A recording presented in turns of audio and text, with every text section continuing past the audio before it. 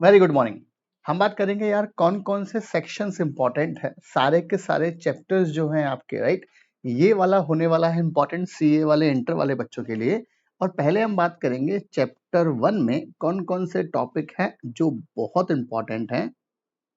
और चैप्टर 1 हम जो भी इंपॉर्टेंट टॉपिक्स आपको बताएंगे, मतलब या तो वो सेक्शन इंपॉर्टेंट होगा या हो सकता है वो पूरा का पूरा सेक्शन काम का ना हो। उस सेक्शन में कोई कॉन्सेप्ट है, कोई सबसेक्शन है, कोई प्रोविजो है, कोई क्लॉज है जो आपको एग्जाम में याद रख के पढ़ के जाना है, तभी आपको एग्जाम में मस्त मार्क्स मिलने वाले हैं, राइट। चले, तो हम बात करेंगे स्मार्ट स्टडीज की, कौन कौन से हैं।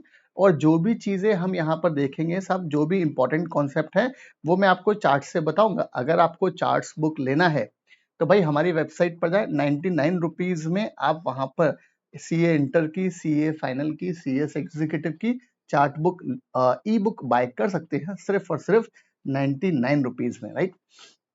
चले, हम स्टार्ट करें क्या क्या है। तो हमारे चैप्टर 1 में ओवरऑल सेक्शन नंबर 1 से लेकर 22 तक ये वाला कॉन्सेप्ट कवर है। मेमोरेंडम ऑफ एसोसिएशन का कवर है, आर्टिकल ऑफ एसोसिएशन का कवर है, और वो डॉक्ट्राइन जो हैं, ये सारी चीजें हमारे पास चैप्टर नंबर 1 में है। तो हम बात करेंगे क्या क्या इंपॉर्टेंट है। सबसे पहला तो यार आपको ये याद रखना है कि भाई कंपनीज एक्ट कब आया, कौन से सेक्शन कब आए हैं, एग्जाम में आता है, राइट। ये वाला इतना टॉपिक काम का नहीं है। डेफिनेशन वाला चार्ट है, इतना काम का नहीं है एग्जाम पॉइंट ऑफ व्यू से। तो अभी तक जो हमने 3 चार्ट देखे हैं उसमें सबसे पहला आपको वही काम का है कि भाई कौन कौन से कब कंपनीज एक्ट कब आया, किस तारीख को प्रेसिडेंट साहब ने अप्रूवल दी है, क्योंकि एमसीक्यू में वो सवाल आता है। कैरेक्टरिस्टिक्स सब कोई काम की नहीं है। Principle of separate legal entity, as such Solomon versus Solomon वाला अब कोई एग्जाम्पल नहीं आता। हाँ, लिफ्टिंग ऑफ कॉर्पोरेट वेल वाला टॉपिक काम का है, पढ़ के जाना है हमको, राइट। जो जो काम का उसके ऊपर मैं इंपॉर्टेंट लिखूंगा। लिफ्टिंग ऑफ कॉर्पोरेट वेल ये पूरा का पूरा आपको पढ़ के जाना है। सेक्शन 464 एग्जाम में आ सकता है, ये भी आपको पढ़ के जाना है। फिर हम बात करें साहब सेक्शन नंबर 3 में फॉर्मेशन ऑफ कंपनी में, ये वाला पढ़ के जाना प्रोविजन रिलेटेड टू ओपीसी, कि भाई एक मेंबर गया तो क्या होगा, ये प्रोविजन काम का है।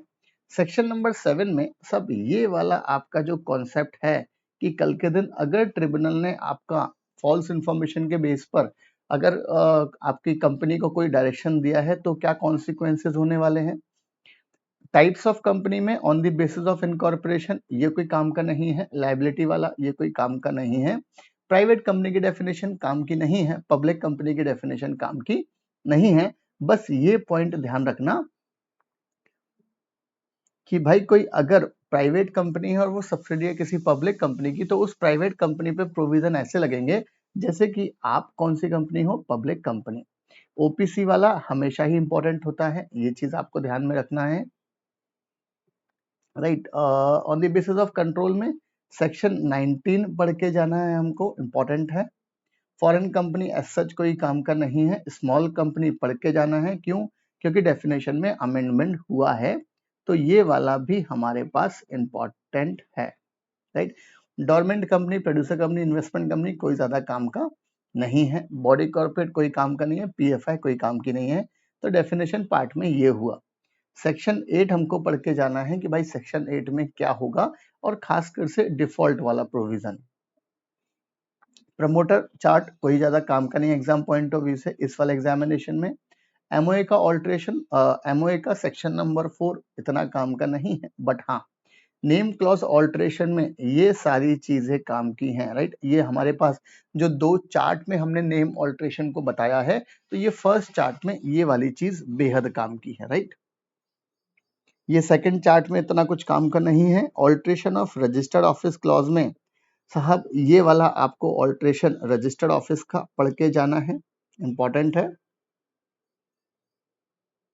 एग्जाम में आता है। या तो ये वाला कॉन्सेप्ट या one ROC to another ROC outside the state वाला जनरली कम आता है, राइट। सेक्शन 12 में इतना काम का नहीं है। सेक्शन 13 ऑब्जेक्ट क्लॉज, ठीक है, इतना काम का नहीं है। कैपिटल क्लॉज 61 में बात करेंगे। लाइबिलिटी क्लॉज इतना काम का नहीं है। Doctrine of ultra vires exam में आता है। इसके इफेक्ट क्या है वो आपको पता होना चाहिए। केस लॉ का नाम आपको याद रखना है। Doctrine of constructive notice, indoor management दोनों पढ़कर जाना है हमको, राइट।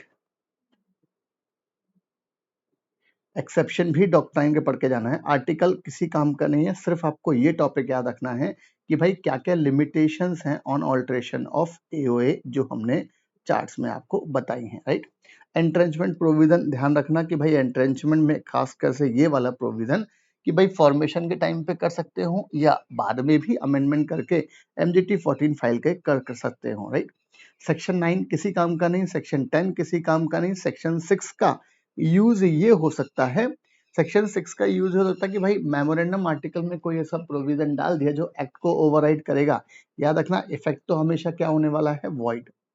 सेक्शन 10A थोड़ा सा काम का है कि भाई आपको सीसीबी वाला कंसेप्ट है, 15 किसी काम का नहीं है, बट हाँ 17 में ये वाली चीज काम का है, 18 किसी काम का नहीं है।